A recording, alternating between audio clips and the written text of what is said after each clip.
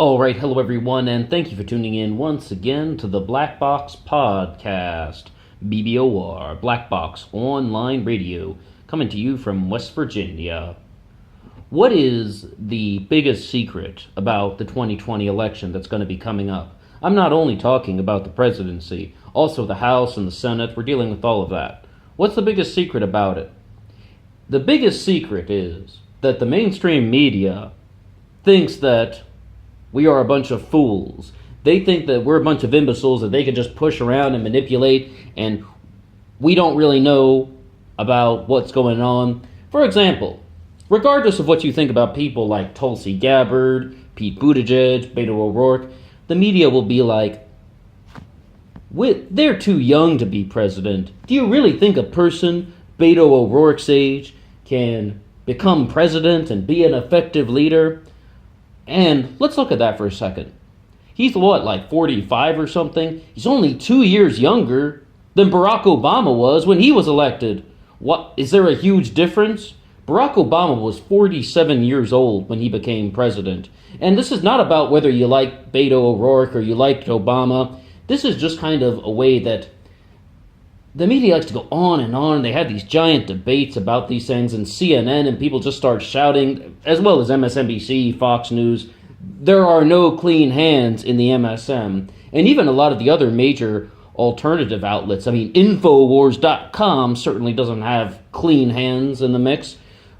But it's just like, Obama was 47, okay? And he became president. Whether you think he's good or bad, he became president. So just to say someone like Beto O'Rourke is too young, I know that Beto O'Rourke acts like he's 28, but he's 45. He doesn't even try to hide the gray hair or something. But even, this really expands on to a conversation with people like Pete Buttigieg, Tulsi Gabbard. I mean, when you're around age 37, we've never had a president that young before, so this is some groundbreaking territory. I do concede that.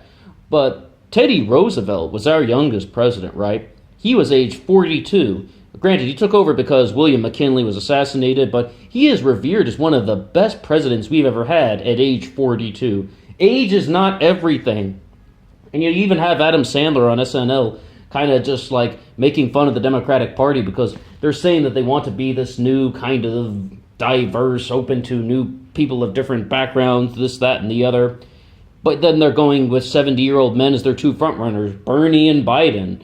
And there's not necessarily a whole lot of change. And that's a very big moment that the Democrats can take to reflect upon. Because it's like, first they want to be like, hey, we're inclusive, we're for everybody. Oh, wait, no, you're under age 40, you can't become president. I know you're legally allowed to, but no, I just don't think so.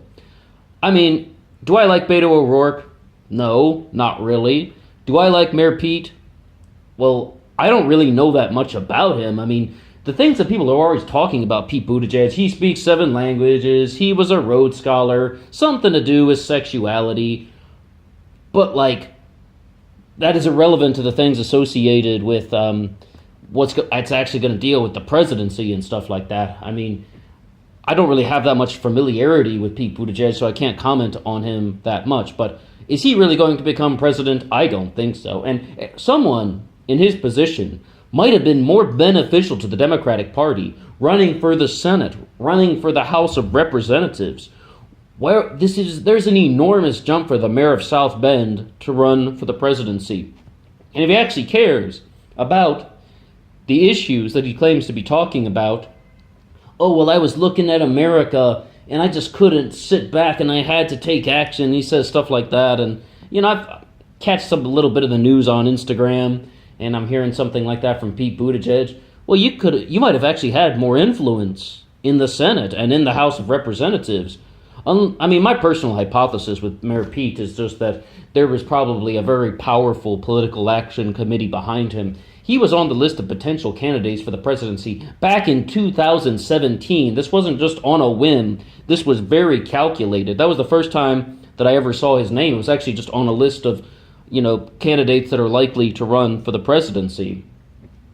Okay, so we talked a little bit about Beto O'Rourke. We talked a little bit about Mayor Pete and mentioned Tulsi Gabbard just a little bit. The only thing I would say about Tulsi Gabbard is the only way that she could win is if she is the dark horse. She's not a front runner. She has lots of supporters all over the country, not just like Hawaii and the West Coast, but all over the country. There are people that are supporting Tulsi Gabbard. But if she wins, it will be the dark horse candidate. You know what I mean? Someone who's unlikely to win, but they still could do it. Okay? Now, if we want to examine something like that,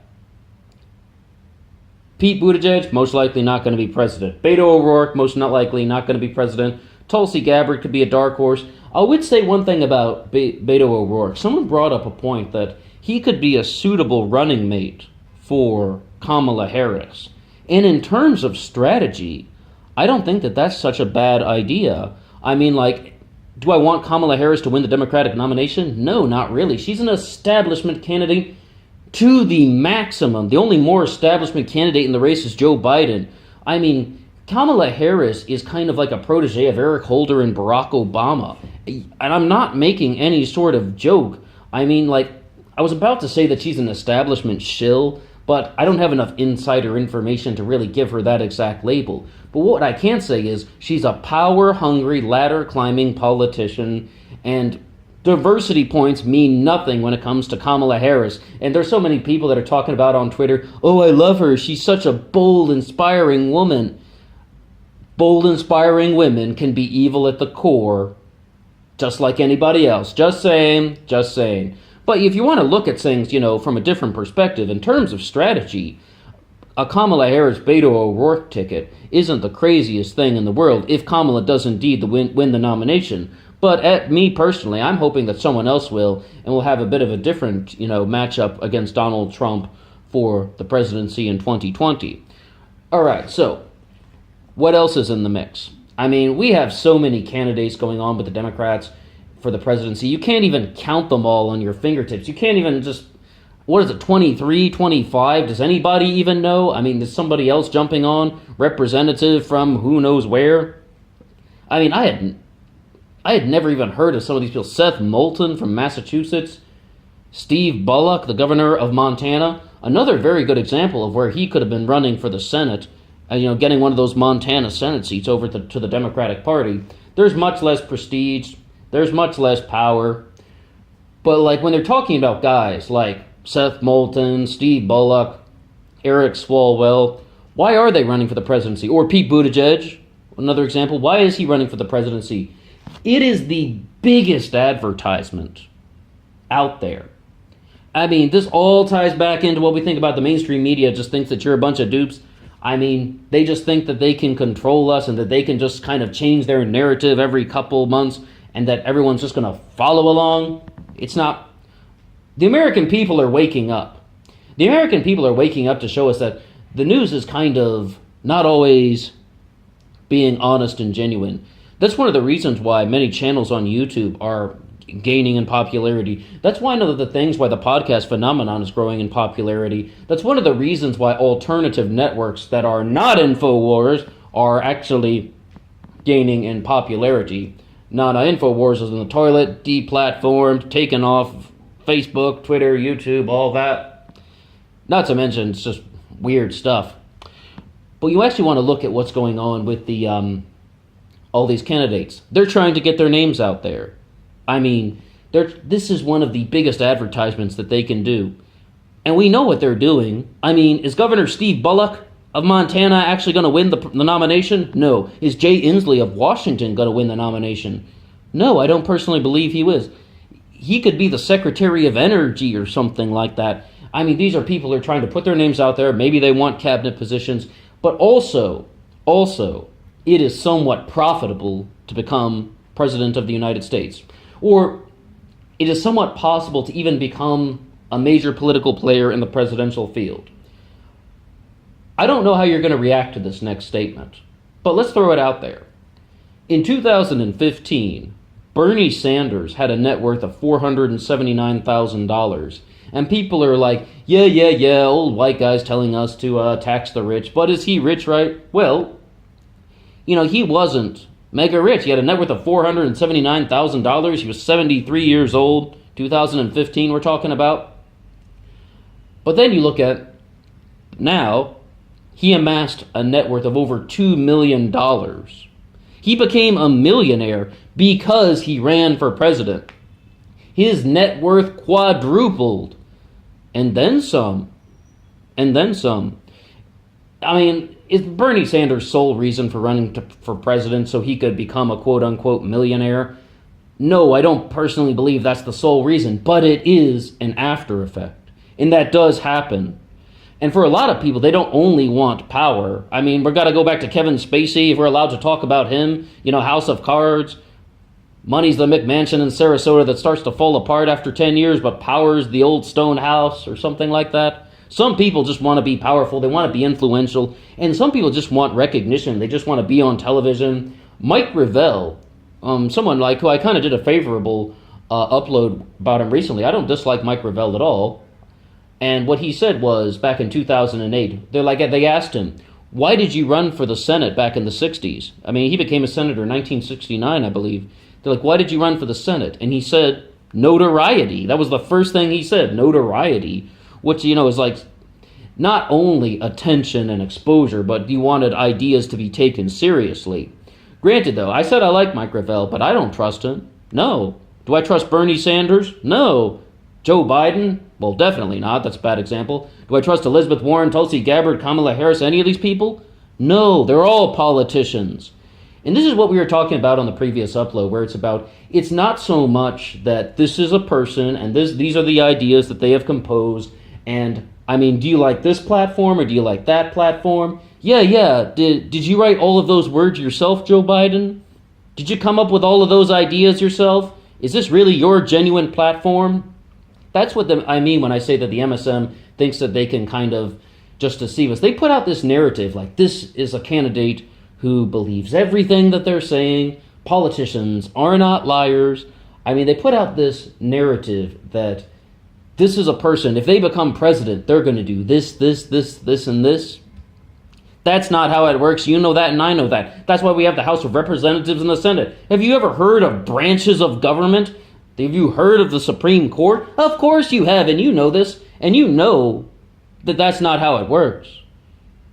I mean, it's almost like going back to that statement that we mentioned ages ago. I mean, it's not even that the president is even creating the policies. The president's an element involved, right? The senators and the Congress people, they're elements involved. The political climate creates the policies. You got to respond to changes here and there, and people are trying to block what you're trying to pass because you're trying to keep down this, swarm of angry voters. The political climate creates the policies. And that's not exactly something that is like, a pure maxim.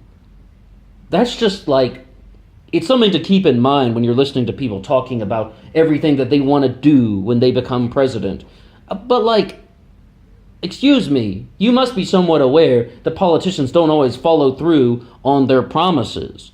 So, I guess what I'm sort of trying to say is, back in 2015, I think it was the first time I ever heard that show, Secular Talk. It's hosted by that guy, Kyle Kulinski. And he was criticizing Lincoln Chafee, the former senator from Rhode Island, governor, senator, mayor from Rhode Island.